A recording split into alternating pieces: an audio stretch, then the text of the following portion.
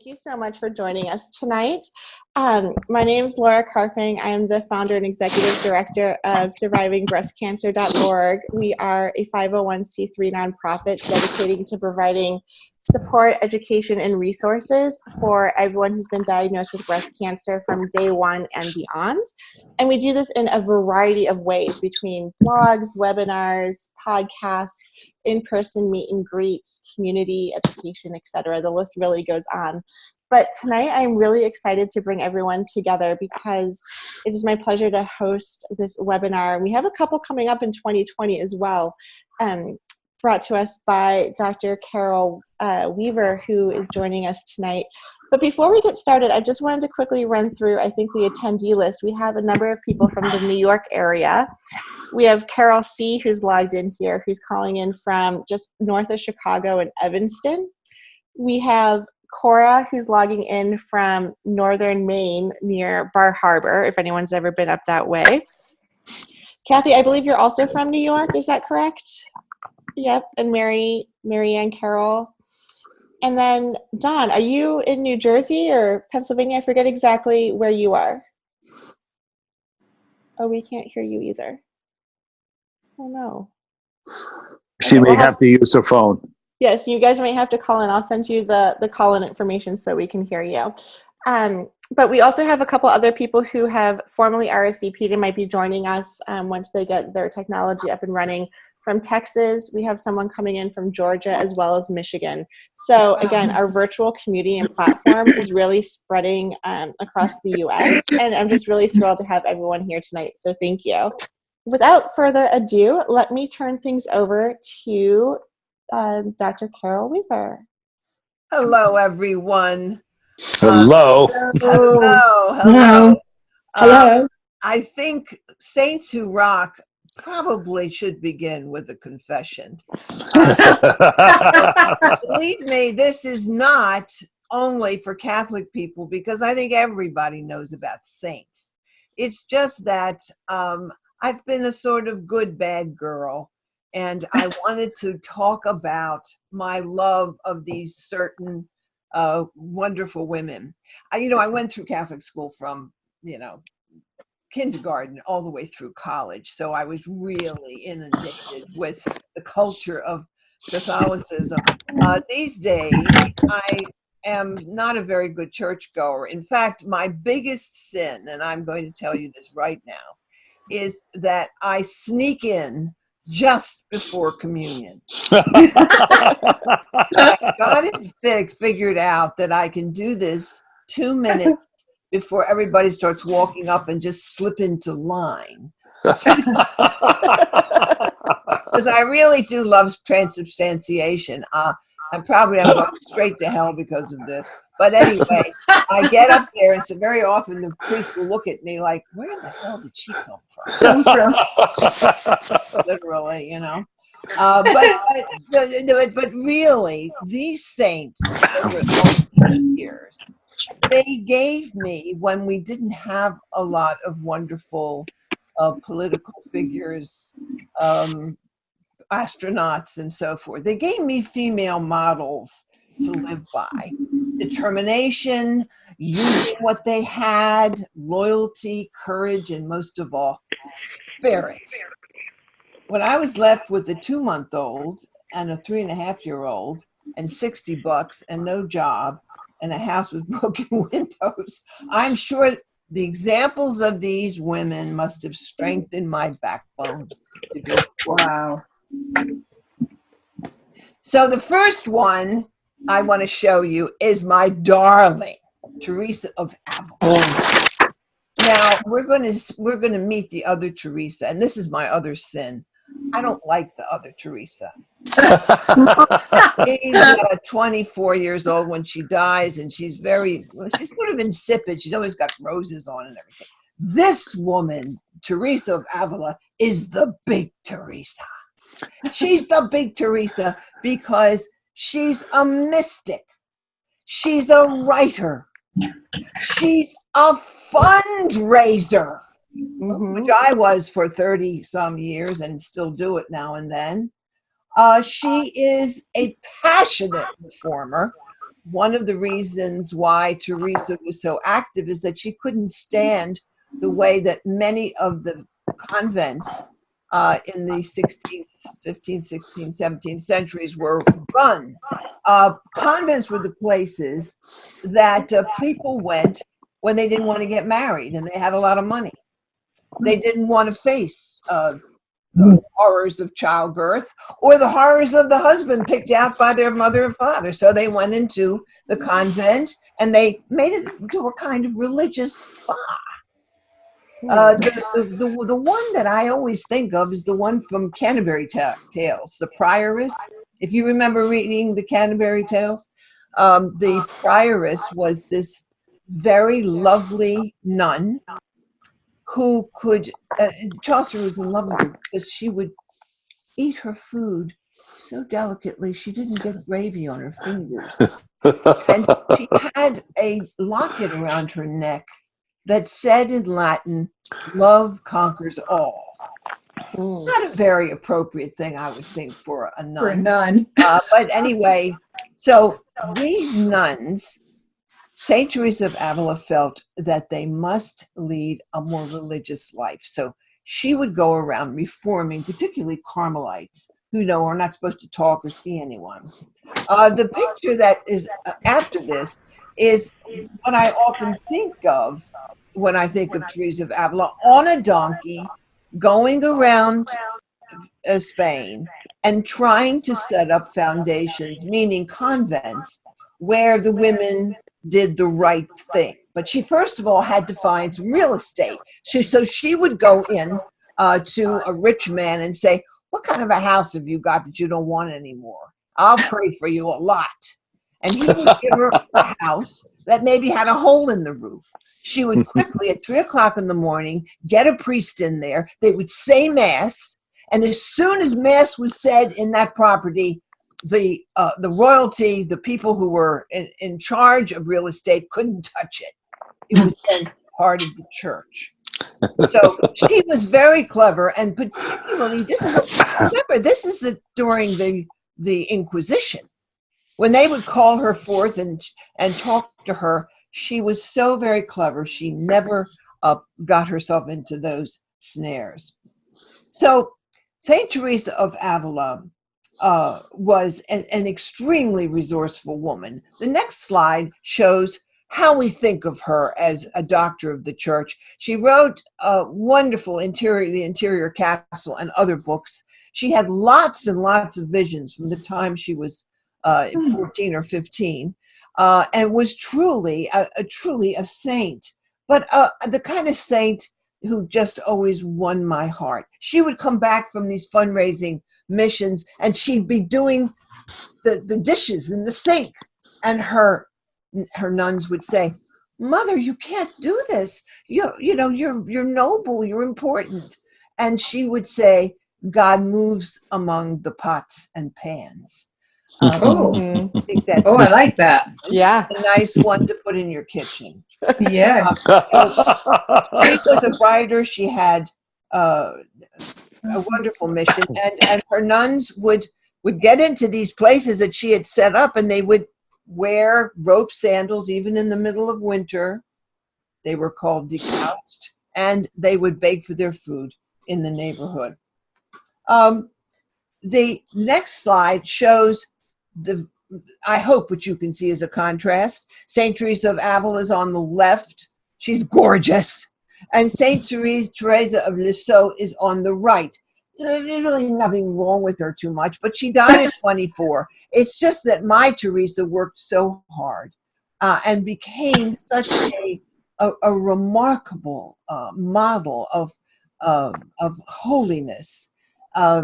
She died at 60. When she was laid out, people came in and twisted her feet to get a toe or some kind of relic, some piece of her body, because she was so well known as a great saint. If you go to the next slide, you see that even in later centuries, she was much admired. This is the very famous Bernini statue called The Ecstasy of St. Teresa. The angel is stabbing her with an arrow. It represents her mystical experience. And she talks about this quite candidly and said it was like a remarkable, beautiful pain. It's a very sexy statue. It hasn't been mentioned many times. But you notice how beautiful her feet are. She was known as having beautiful feet. So anyway, St. Teresa of Avila became very important in my life because I used her on my cell phone when I was a single parent raising money for a women's college. And this is what I said. I said, hello. As St. Teresa of Avila has said, there are only two things worth a damn in this world: sanctifying grace and money. I hope one of those things comes into your life today. Yes. Oh my gosh. I need a bumper sticker with that. I love that. Yes. Isn't that she? Well, she was a great nun, and I pray to her to this day, and not just when I'm going in to ask a donor for money, but she's the patron saint of that. All right, so who has a saint in mind? How many of you have heard of Saint Joan of Arc? Hey! Yes. Who hasn't heard of Saint Joan of Arc, whether you're Catholic or not? A really remarkable young lady with a remarkable story. She was really the one who had the King of Spain crowned, Charles Dauphin VII, and she had visions again as a young girl. And the thing that's distinctive about Joan is that she didn't wear dresses. She loved to wear men's clothing. She felt it protected her virginity. But not only that, she was a great horsewoman and a very good soldier. She actually did go to battle, and some of the accounts say that she had a very good strategic mind. This is when she's 18 years old. Wow. But she had visions before that, and the visions told her to get the King of France, who was besieged by the English and by a rebellious group of Frenchmen. France was sort of a mess during Joan of Arc's time. And so she did indeed accomplish what her voices told her, in the sense that she got Charles to be crowned in the cathedral, and she stood beside him. But things then sort of fell apart. She was captured by the English, and that King of France did not ransom her, which makes me really angry. But he apparently didn't think that she was worth it. At any rate, they put her in jail, and they tried to make her into a witch. During this period, of course, any woman who was who stood out, who had leadership or said she had visions, they were going to pull up the witchcraft label. So Joan, at first, she did recant, and she said, I didn't have these visions. Well, she's facing death by fire.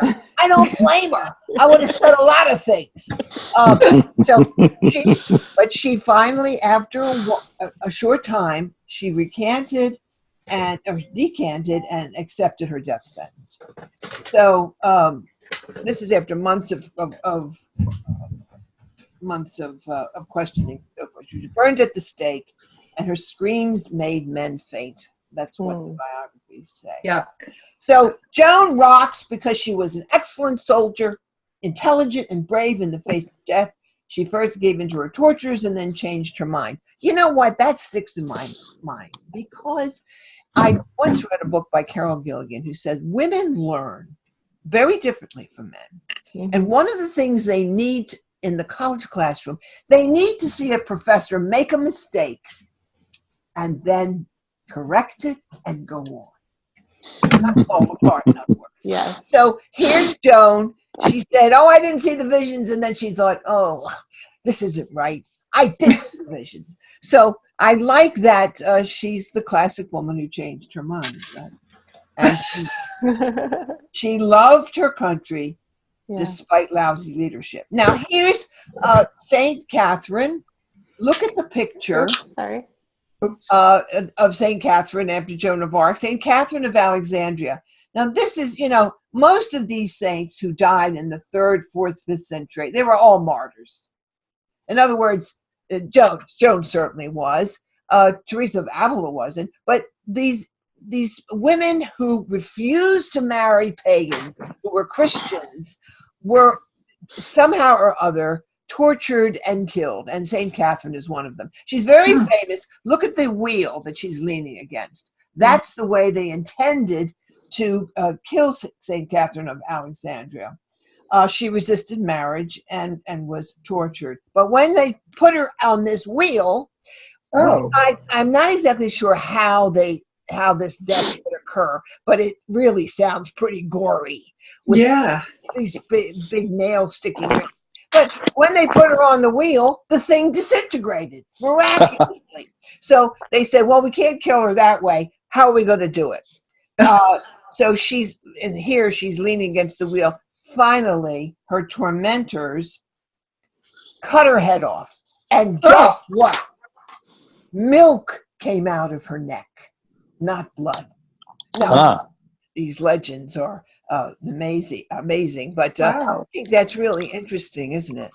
Yeah. She rocks because of the strength of her conviction for Christianity, and she's also very beautiful. So many of these saints are said to be beautiful. Yes. Now, the next one I would like us to ruminate on a little bit. Agatha. This is probably one you don't know. I didn't think you St. Catherine. When we were looking at this in rehearsal, Laura had a special reaction to this Sicilian 3rd century noblewoman pursued again for marriage, and she resisted because he was pagan, and her breasts were severed from her. Oh. Yeah. Laura, what do you think? Yeah, this really struck me. I think when you and I were first talking about a topic for tonight, we were talking about, in this time and age and going through any sort of trial, tribulation, be it breast cancer or any sort of, trauma that we've been through, we need women to look up to. And sometimes it's hard to find women, contemporary women. And so you were bringing up the idea of looking to medieval art and saints as women that we can really look up to. And I thought that was a brilliant idea. And then you didn't prep me on this. All of a sudden you show this image, and I had literally a visceral, and I still do have a very visceral response to this image as someone who's gone through breast surgery, as I know many people on this phone call have. So, I wanted to take a moment of, I feel like on Instagram and social media, we are flaunting our scars and our mastectomies and everything and our reconstruction very proudly. But then to go back into, St. Agatha and 3rd century art to see breasts on a platter and think that this type of mutilation was happening at that time too is just very shocking. And so I'm glad you included this slide. I know we had discussion too about whether or not it should be included or not, and I'm glad we kept it. Does anyone else have like an immediate thought to this image? Well, Laura had asked me about the image, and I said that typically our entire community has some type of mutilation of their breasts anyways. And so this is not offensive. It's offensive in that these men, these soldiers or whatever, were in the process of physically removing when there was no medicinal need for this to occur. So, but from the perspective of seeing breasts severed or having some issues with surgery, etc., the entire community of breast cancer survivors has already gone through a portion of this, if not all of it. So I think that it was very apropos to the discussion. Yes. Thanks, William. There are older pictures, 15th, 16th century pictures of women with breast cancer. The artist actually painting the wound or the cyst or whatever it is, and it's clearly a matter of the person suffering that illness. So this is a huge tradition that we're all in. Breast cancer occurred a long time ago, and people died from it. We were just talking, Laura and I, about John Adams' daughter had a mastectomy without much of an anesthetic in the 18th century. Yeah, because she had breast cancer. So you know, we have sisters everywhere in history, and here is one in St. Agatha. The irony is that those breasts, this is a medieval picture, look like bells. So she became the patron saint of people who make bells in church and so forth. Really? Isn't that funny? That is bizarre. It is bizarre, but that's what it looked like. And I guess maybe that's what they felt was a way to acknowledge her. One second, Carol. Laura, Dawn had posted a text there. I think she had a statement to make. Apparently, her audio is not working for us to hear her. So if you can see what she sent. Can you see it or no? I can't see it any longer, but it popped up on the screen at one time. Oh, okay. Don, I'll definitely get to your message. I know because I'm sharing the PowerPoint right now, I can't see comments, but let me look on my phone and see if I can get to it. And then in the meantime, Carol, if you want to continue, I will try. I will. Okay, so our next picture is of probably a saint you don't know, but she invented an institution which has been around for 700 years, and that's the Order of the Poor Clares. Yes. Do you know about those? Who knows about those? I definitely know about the Poor Clares, yeah. I had a cousin, actually, her name was Claire, and she went into the Poor Clares, so that was kind of ironic. Yes. Claire was a very pushy broad. She had met Francis of Assisi, and she just fell spiritually in love with him, not sexually. But she believed so much in his rubric of giving away everything, of following the rule of poverty and taking care of the poor and of animals. You know St. Francis of Assisi. Everybody knows that, right? Oh, yeah. The guy with the rabbits and everything close to his feet. So Claire was really pretty amazing. To stop a battle, she took the host and put it in what's called a pyx. It's just a handle for the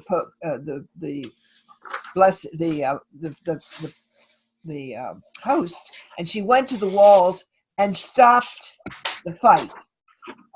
So she was known as a powerful and forceful personality, but she founded these Poor Clares, and they've been around for 700 years. She rocks because she was bossy and enduring, even in the worst century to female leadership. Her institution survived the 7th century.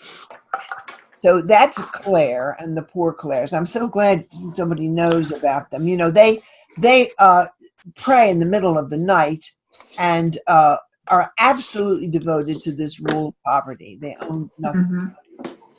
Now, this is St. Lucy. Back to the gore again. St. Lucy, who did not want, she did not want to marry, and this is 4th century, of course. And apparently, some of the stories say that her torturers put her eyes out, and therefore she's become the patron of vision. But the Swedes love her even more, because on the feast day of the light of the world, they have a woman come into the church with a white garment, and she carries palms and wears on her head a crown set with candles that are lit, and that becomes a symbol for the light of the world at Advent, when Christmas is just beginning. So she rocks because she wouldn't burn. She was strong even in the face of blindness.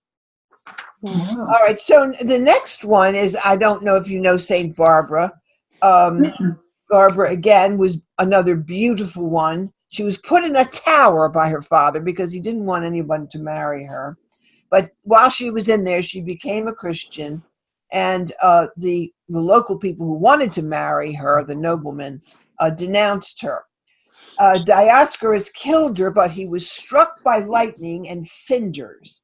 So she becomes the patron of gunners and artillerymen. Isn't that interesting? Oh, Yeah. Thing.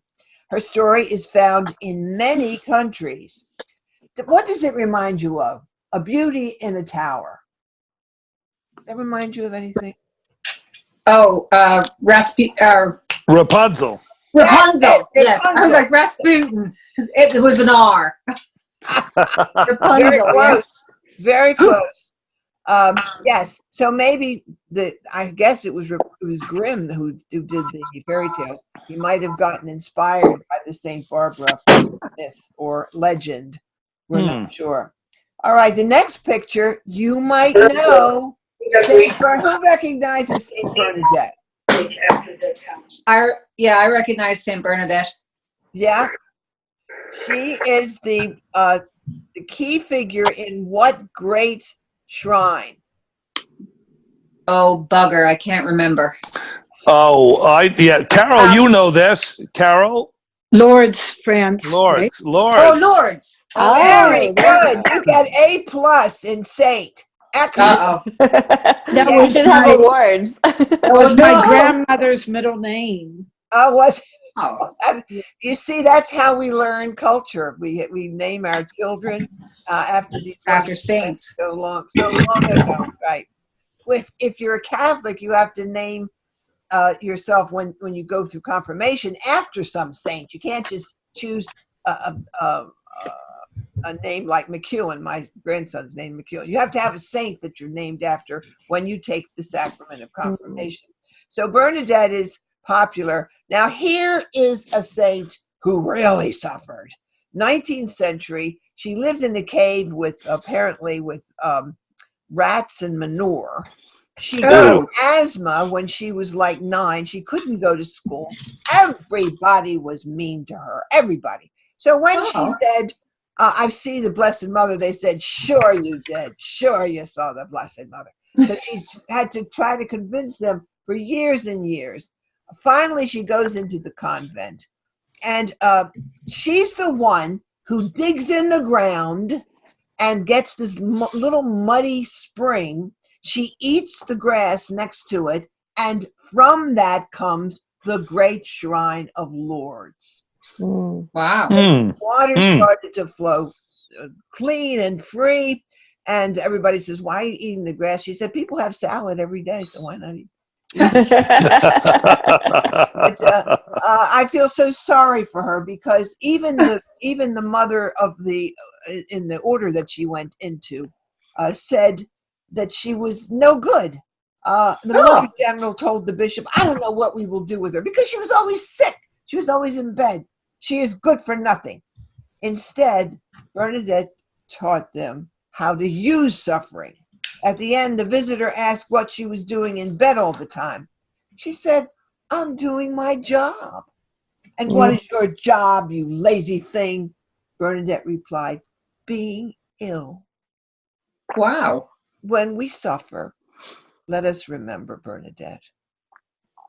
So many of those people around her. And yet hundreds of thousands of people Go there towards to get cured of mind, body, spirit. She did a major thing. I think she died very young.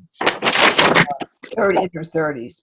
All right, so let's go on to Saint Elizabeth of Hungary. Now, this is one of the most loved saints of the German people. She was canonized in 1235. You know what that word means, canonized? Made a saint. That's right, William. Before that, you're venerable, but canonization is the real thing.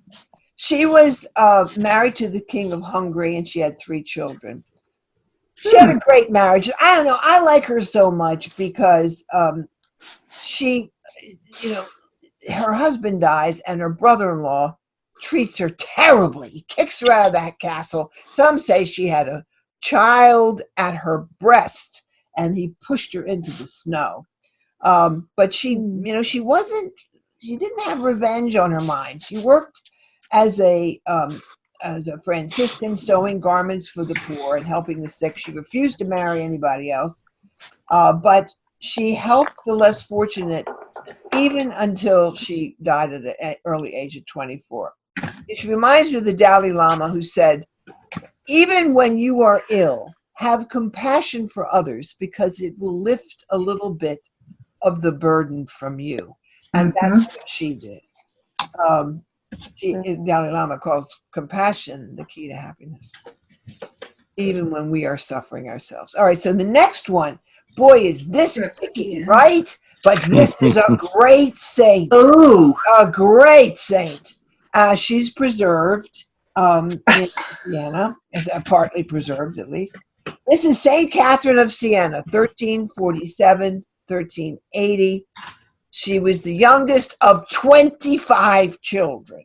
Ay, ay, ay. Wow. She had visions of Christ, colorful ones, at the age of 7. And apparently a spellbinding personality. If you see the picture on the right, she had the stigmata.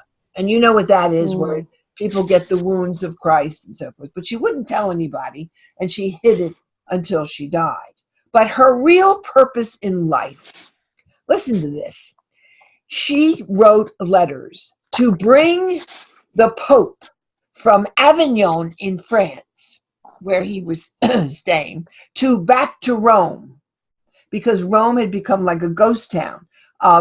They had these two places where the papacy lived, and she was given this purpose in her visions to bring the Pope back to Rome. So she kept writing letters and writing letters. And she died of exhaustion of writing letters. This was kind of a big lobbying effort. She was 33, with the same age as Christ. And they found that her face was very well, this is just her head they brought back to Siena. They did. Oh. Well, they did this with pieces, like Avila. Right. The idea of having a relic, any part of the body would have some miraculous powers. So she rocks for her intellectual and spiritual guts to get something important done. She could have been a Democrat in Congress. I would have voted for her. I would have voted for her too, yeah. Absolutely. I needed a little dental work. Yeah, the teeth are a wee bit off there from what I can see, but yeah. Minor cosmetics. Now, here's a New Yorker. We have a New Yorker, not a Sicilian, not a Frenchman, not a Spaniard, a genuine New Yorker, St. Elizabeth. Anybody heard of her? Anybody heard of Elizabeth Seton? Yeah. Oh, of course. You have, William? You have? Sure, absolutely. That's where Seton Hall is named after. And I went to St. Catherine's Elementary School, St. Catherine of Siena Elementary School. So I'm familiar with all these folks. Wow. Yeah, you really are. You've got an IQ for... I think you've got a safe IQ. Carol, I have an IQ for very powerful women.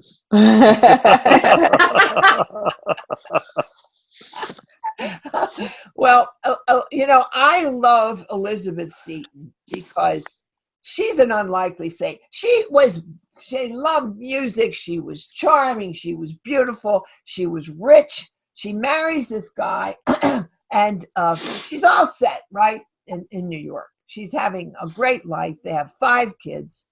And then her father gets ill and dies. And that meant the money that was underscoring or supporting her life was much reduced. Then, shortly thereafter, her husband got ill. And we don't know what this was, tuberculosis, yellow fever, something. At any rate, the doctor says, you've got to get him out of New York, get him to Italy where there's sunshine. So she didn't want to do this, but she took her husband to Italy. And what did they do? They wouldn't let him in because there was the yellow fever plague, and they thought they'd put him in quarantine with all her kids and everything. So she stayed there for a month and he dies. So now she's got nothing. And she's got all these children. Well, she was a remarkably resourceful woman. So she could speak French and she had all this elegance to her. But she did indeed start a school for poor people. That's what this middle picture is about. You can see this statue, by the way, at the bottom of Manhattan.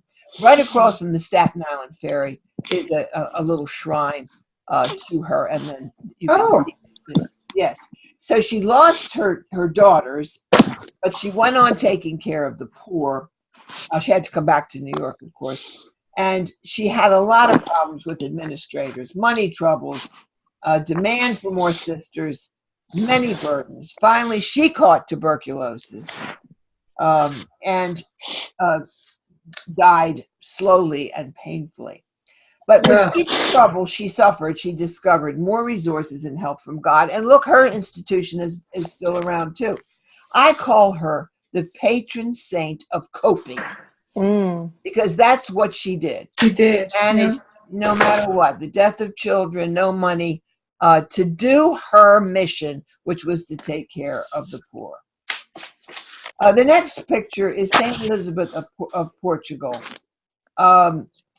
I like her because she had an interesting past. She married in royalty, but he was a son of a gun. Philanderer, he had women all over the place. She put up with it, and not only did she put up with it, but she founded hospitals and a place. The first time I've heard this, a rescue home for women who tried to stop a war. One of her sons was fighting. She ended the strife among her royal kinfolk, and when her major son, King Alphonse, went to war, she tried to stop it, and she died from the exertion, just like the other one writing the letters. She lost because she was a peacemaker and a proponent for women, despite a lousy marriage and a bellicose society. Wow. All right, the next picture is of a mother. Now, you've heard of St. Augustine, haven't you? One of the great doctors of the church. Yeah, he was a wonderful writer and a great saint. He's the guy, he wasn't a Christian until rather late in life, and he didn't become a priest until even later. He was the guy who said, "Oh Lord, let me be chaste, but not yet." Well, Saint Monica is his mother, and she was a very trying person. She wouldn't let him go. She followed him everywhere. He was a womanizer, and he was an adventurer, and she kept trying to say, "You must become a Christian." So, these are early days. This is 4th, 5th century. Finally, after many years, he did become a Christian, and his mother was very much thrilled by this. So she rocks as a successful, patient mother of a great man. He also didn't he also pen the moral justification for war? He did. I didn't know that. Yes. Saint Augustine of Hippo. He lived mostly in northern Africa. Now, yes. I would like to read more about him because he's a very interesting and intellectual doctor of the church. But a great mother was behind him. Absolutely. Now, the next picture is really my favorite.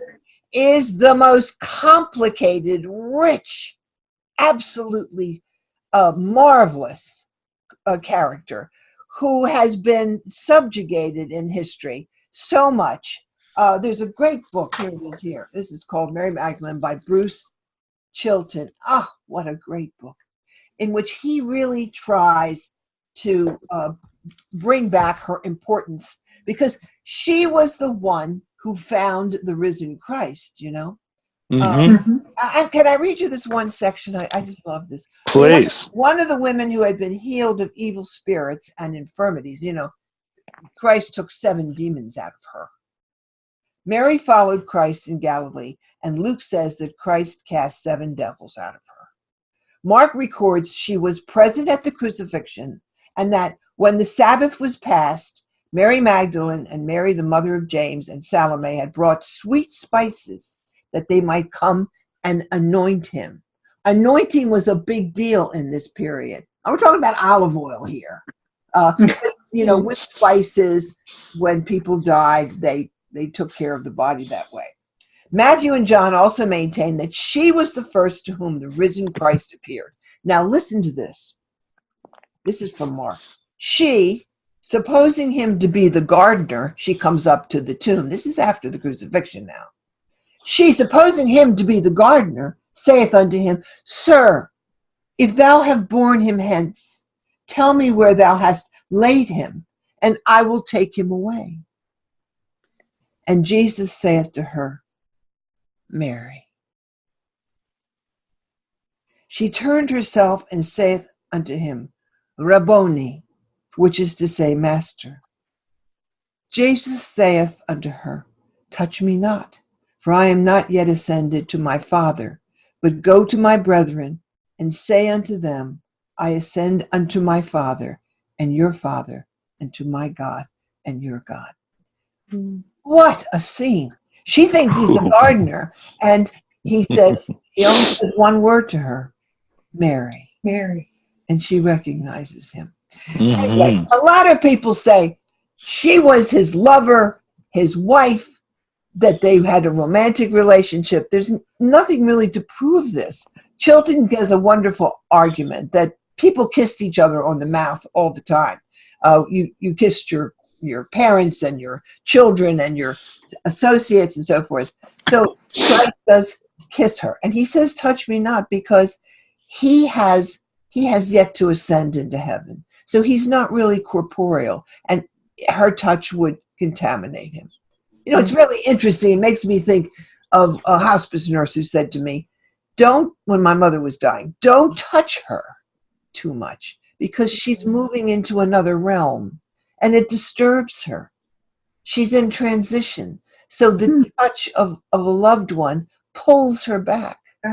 Anyway, it makes me think of that when he says, touch me not. Wow. She could exorcise demons.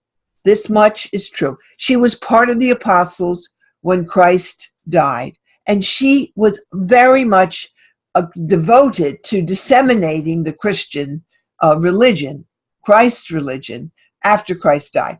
She may have even been a leader of the apostles, according to Chilton. Many people think she was a rich woman, a prostitute. You get so many different interpretations of her. But clearly, she was there at the crucifixion. She was devoted to Christ. She may have been the one who anointed his feet, wiped his feet with her hair, and expressed her devotion to him. So anyway, she rocks because she was and is a powerful proponent of Christ's word, despite the efforts to smudge out her mysterious and inescapable influence over the apostles and the growth of Christianity. I had a nun in college who was called Sister Mary Magdalene. She was so beautiful. And in those days, of course, they wore those habits that come out like this, the wimple, the white wimple, and then the black veil. I can still remember her leaning over the stairway and calling to me. She was so beautiful, and she was named after the saint. Anyway, Mary Magdalene. Mary Magdalene, learn more about her. So we couldn't end this overview of the saints without the Blessed Mother. Everybody knows the Blessed Mother, right? Right. And of course, Michelangelo's great Pietà. I love this statue.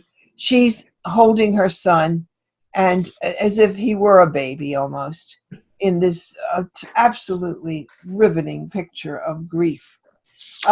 For me, and I'm going to be personal for a moment here, when I was going through many surgeries I had E. coli in the operating room and a lot of complications, I had this thing about the Mater Doloroso, which is in the next slide. I had a lot of operations on my right breast, and I kept thinking of the Mater Doloroso, which was the mother of sorrows. She was depicted in this statue. Laura, can we go to the next slide? Oh, yes, absolutely. With swords in her breast. And, you know, I not to be gory, but I mean, this was how I entertained myself. They would come in and dress. This is how weird I am.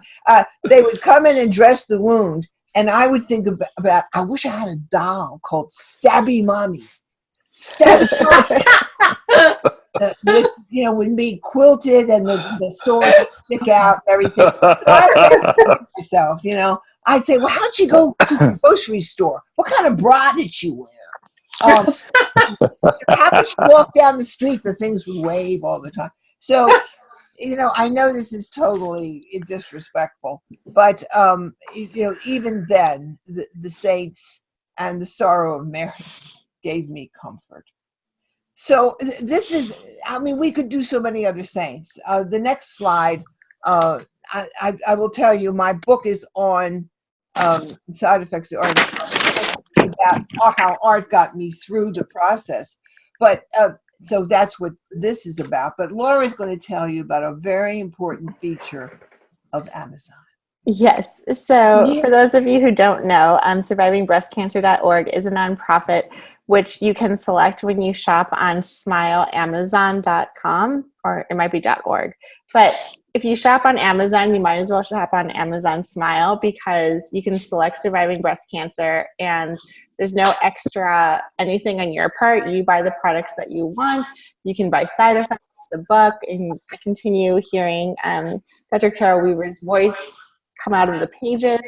And when you do that, survivingbreastcancer.org gets a percentage directly from Amazon. So thank you very much for that. Just wanted to put a plug in because people don't know that they can find us there. And Excellent. this is one of 3 books that you have, correct, Carol? Yeah, but Trade Romance is not quite done yet, and I'm working on the third one. Okay. I'm in transition, yeah. So But, more to come. I want to thank survivingcancer.org. It is really a wonderful site. I know Laura said this earlier, but I've looked at a lot of one, and this is really my favorite, and why I love working with Laura, because the site has so many rich things in it, podcasts and blogs and events and essays. It's really a terrific effort to anyone who has been diagnosed from day one and beyond. I love that. Thank you. It really does. Does anybody have any questions or any offerings did I forget somebody? No, this is wonderful. I'd love everyone to take themselves off mute. And Don, I'll try and read your comments if you put them in the chat. But I would love to open it up for Q&A. Thank you, Carol, so much. Again, this was such a great way to start off the December season, right? We are heading into holiday mode. Yes. And I think going through any sort of trauma or diagnosis, it's always great to be reminded of empowering women that we can look up to. I love the idea that it's our job sometimes to be ill, to take care of ourselves, have the importance of self-care, and know that we are given strength in some sort of, whether it's religious or non-religious or spiritual energy, to just, confront whatever it is that we have in front of us. So thank you. Thank you for sharing. Thank you. I'm wondering. You can pray to these women too, if you want. I do.